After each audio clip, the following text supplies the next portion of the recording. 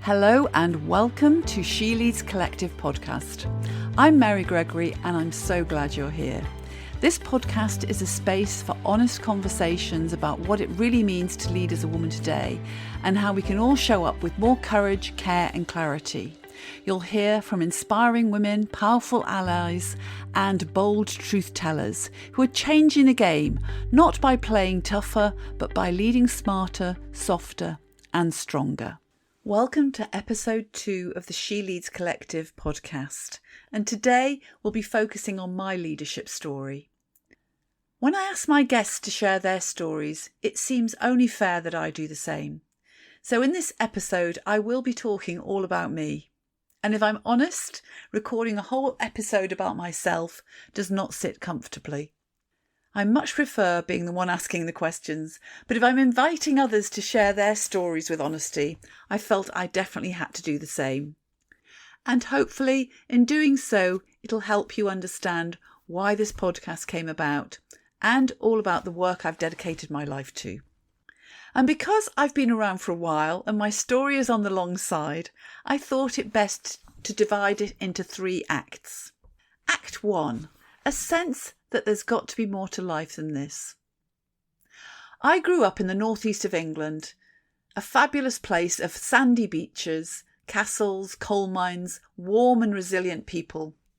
My earliest role model was my mum, hugely capable, the only girl among 4 brothers. She longed to be a teacher, but was steered into secretarial college while her brothers went to university. That stayed with me, the quiet disappointment of her potential being redirected. As a child, I was curious, full of questions, and often wondered, is this it? Surely there's got to be more to life than this.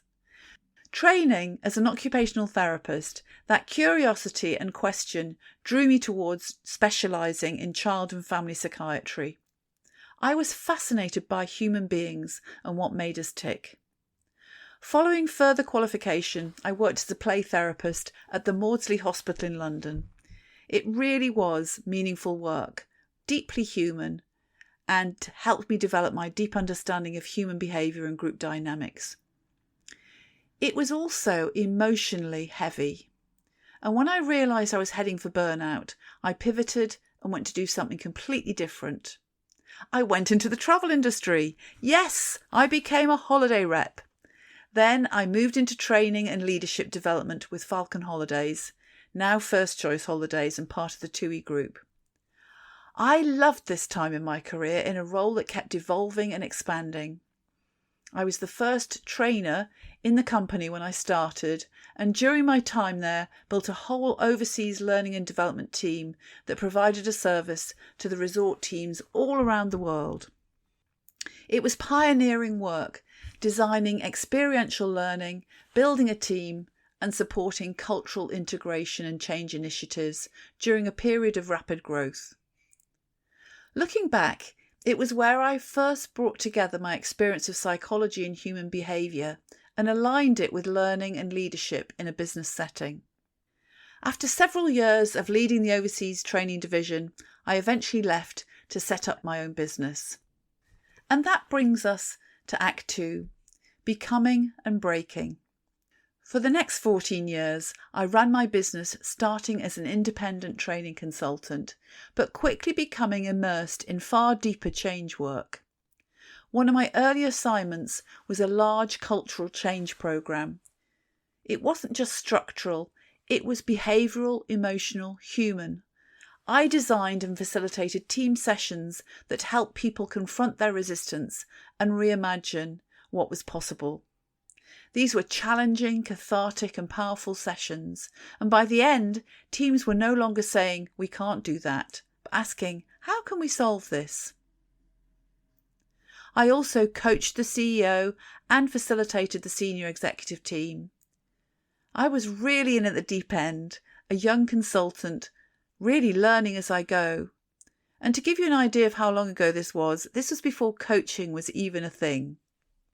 That work lit a fire in me. I wanted to go deeper, so I pursued further development, first NLP, then an MSc in change agent skills and strategies. It was experiential, psychological, and stretched me beyond my comfort zone. We explored change at the individual, team and organisational level using models from Gestalt, transaction analysis, group dynamics, systems thinking. It gave me not just tools, but a rigorous framework for my practice. And during that time, I also became a mother, navigated a divorce and raised my daughter as a single parent. Through it all, my work sustained me and my reputation brought clients. In those days, there was no need for marketing. I also trained as a coach and even co-authored a book on relationship coaching, briefly running a second practice along my corporate work. Then, in 2006, I made a big move. Wanting a better environment for my daughter, we left London for Hertfordshire, and I underestimated how hard it would be. Living in a new location, new school, rebuilding both personal and professional networks, my business took a hit. Emotionally, I was drained. A part-time role at Ralph Lauren came along just in time, and working there reminded me of the energy and joy of being in a values-aligned culture. When that contract eventually ended, I made another big decision. With my daughter being more independent and needing me less, I wanted a full-time career, which led me to Tesco.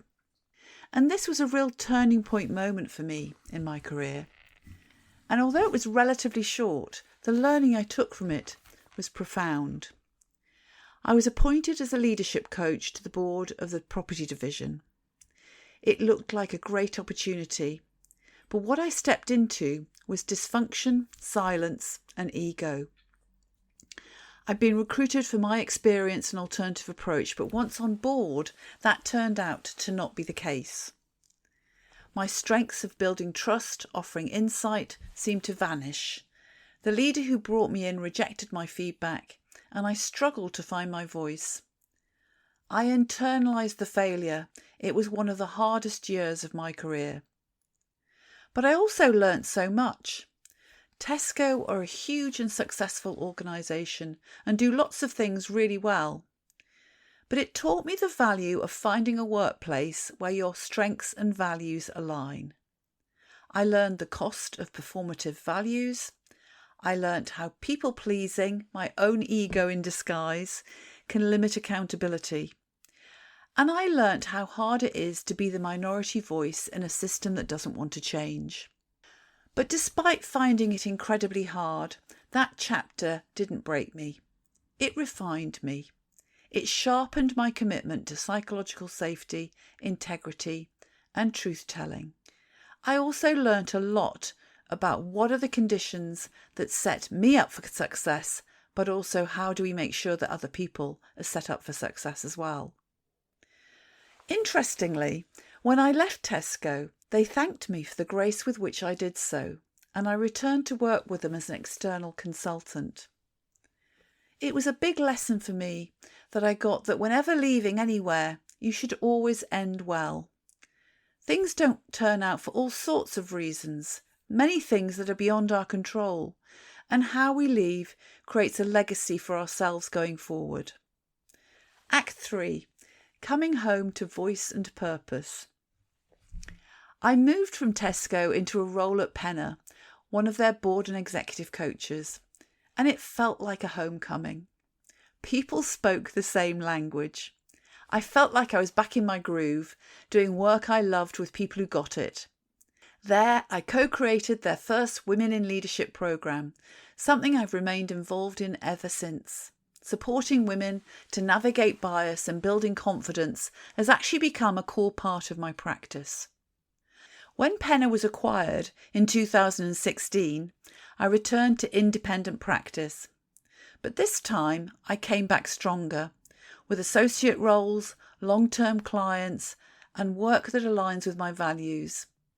In the last decade, I've partnered with organisations like Aldi, BMW, Network Rail, Tapestry, the Adecco Group, as well as the NHS and a selection of local authorities, helping leaders and teams do the deep human work that makes real change possible. In 2020, I published my book, Ego, Get Over Yourself and Lead. It came out just as the world was turning inward mid-pandemic, and still it made it to number 1 on Amazon. That meant a lot, not for the ranking, but because it told me the message was landing. The book was born out of everything I'd seen in boardrooms, in teams, and in myself. How ego, whether it shows up as bravado, perfectionism, or self-doubt, can block connection, limit potential, and erode trust. I wanted to explore how we lead when we put ego in its rightful place, not eliminated, but understood and managed. It's now been 5 years since my book came out, and I still hear from leaders who say it helped them breathe, reflect, and lead differently.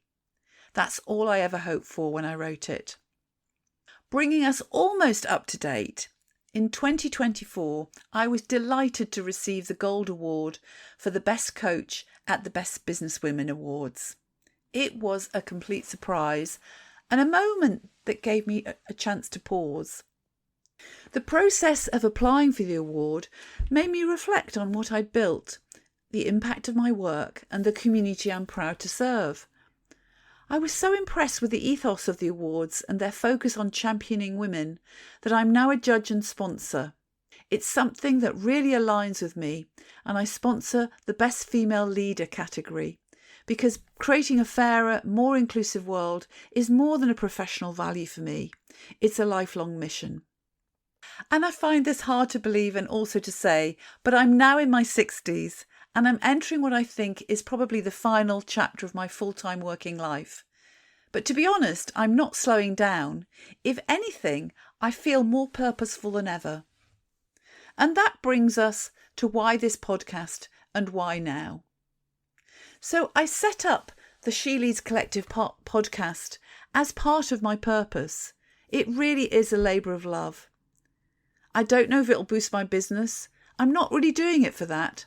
I'm doing it because I want to contribute to the world and I want to get the conversation around women in leadership, allyship, and the things that don't ordinarily get discussed out there in the open.